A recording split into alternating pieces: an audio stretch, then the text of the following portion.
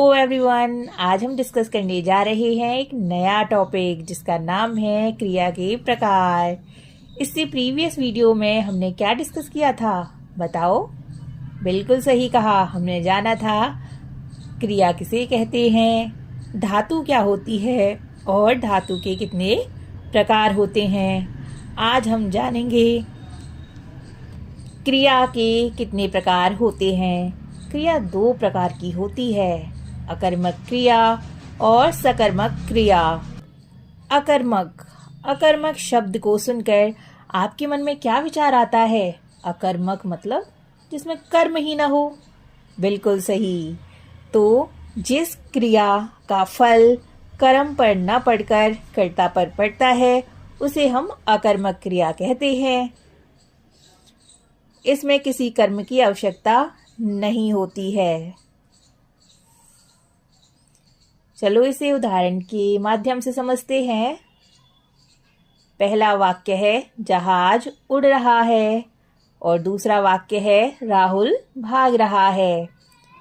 उपयुक्त वाक्यों में जहाज और राहुल कर्ता का काम कर रहे हैं और जहाज क्या कर रहा है? जहाज उड़ रहा है।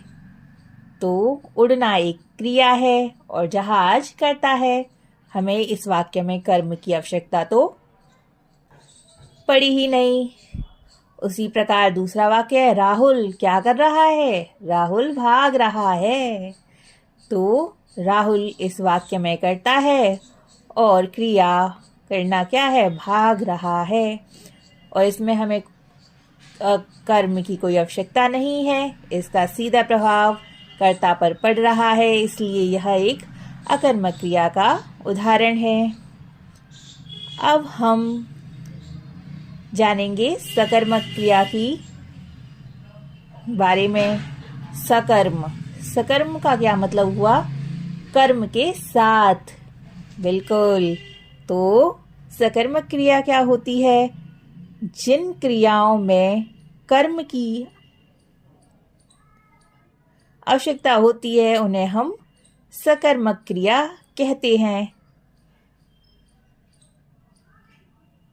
इसे हम उदाहरण के माध्यम से समझते हैं। जैसे कि लड़की फल खा रही है। दूसरा वाक्य है मजदूर मकान बनाते हैं। तो इन वाक्यों में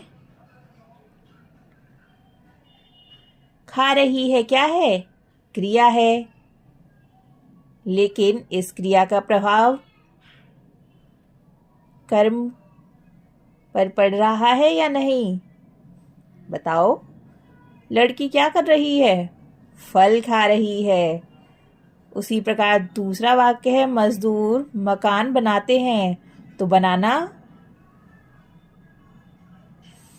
एक क्रिया है, लेकिन क्या बना रहे हैं? मकान। जब आपको क्या प्रश्न करने पर उत्तर मिलता है तो इसका मतलब है यह एक सकर्मक क्रिया है। आइए चलिए अब हम अन्य क्रियाओं के बारे में जानते हैं।